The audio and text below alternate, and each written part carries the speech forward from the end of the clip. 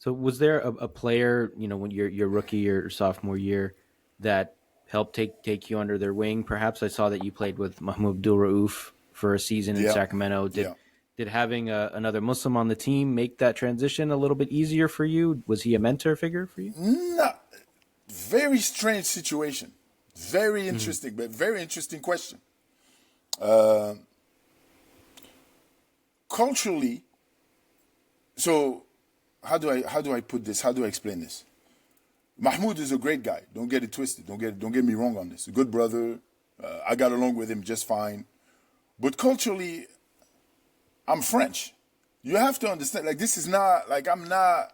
Sure, sure. I'm not from Mississippi. I'm not. I'm French Caribbean brother. Right. That's how. I'm a Muslim, obviously, but I'm a French Caribbean brother, and culturally, I approach things very differently than a lot of white Americans, a lot of Black Americans. I don't think the same. It's just different. I'm really in a small. I mean, it's weird. It's weird to say, but right. So even though he's a Muslim Makes sense. brother I and get we're what on you're the same saying. team, I mean, we got along just fine. We prayed together. It's not like but you're here to get a job done. You're trying to save. Right. You're trying to sign that second contract. You don't. I'm not going to say you don't have time to make friends, but you got to be out here. You got to be out here grinding, right?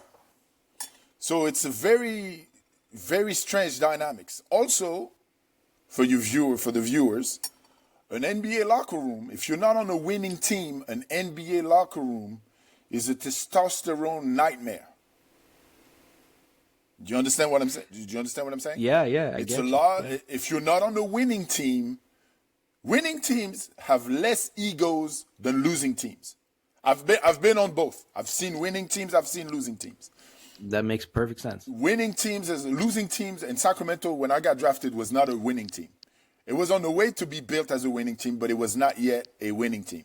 So the first year was so and so. The second year was better because the players were better, but the ego was more team driven than it was individual driven.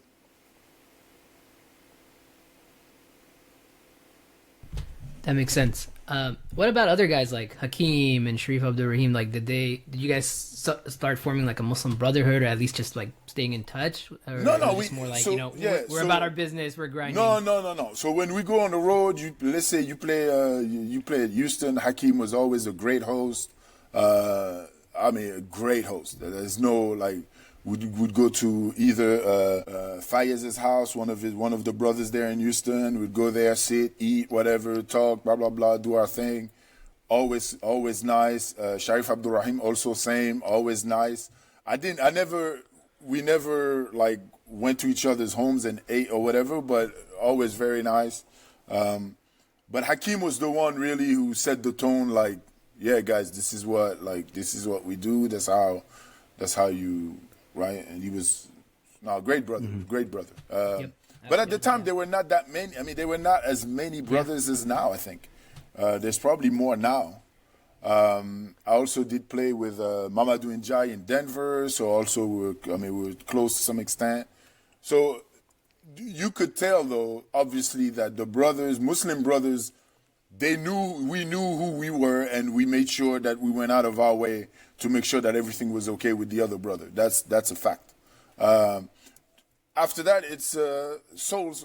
The people you get along with, other people more than you get along with.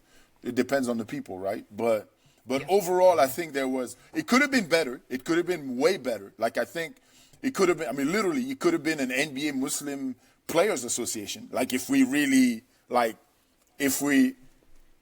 thought about it for a minute and sat down and be like, and if we were smart about it, we would have created something that you're Muslim, you come in, you got everybody's contact, we help you out.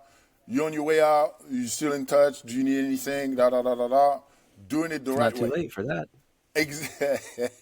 That's what I like the way you think. I like the way you think, brother. It's not too late for that, but if it's not in place, if something like this does not exist, it should exist.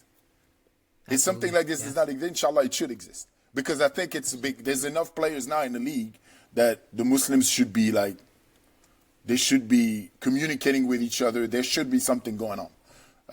Yeah, At the time, it wasn't players, the case. yeah. But we Yeah, all you have executives, yeah. team employees, etc. You know, we've interviewed a brother that works for the Warriors. He's a manager of team development, I believe. There's an executive on the Warriors that is also Muslim. Yeah, so you're right. It's not even simply at the players level. It's absolutely right.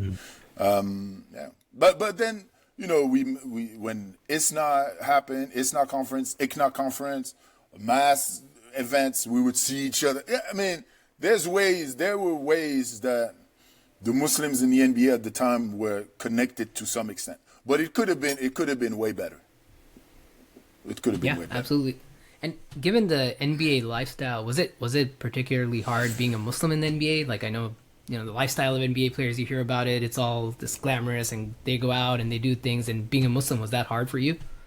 Well, I mean, I was already married in college, so for me, it wasn't really an issue as much as as whatever. I mean, I don't know what other people were experiencing, but yeah, I mean, I think that's probably good for you that you had a wife to keep you grounded, right? Yeah. I had.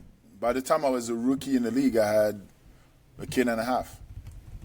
So by the beginning of my second year, Amin was born in 98. So Amin was born in 98 and Hind was born in 99. So, I mean, right, you see what I'm saying? By the time I'm in Orlando, you're more set. You're more set. You're more grounded. Absolutely.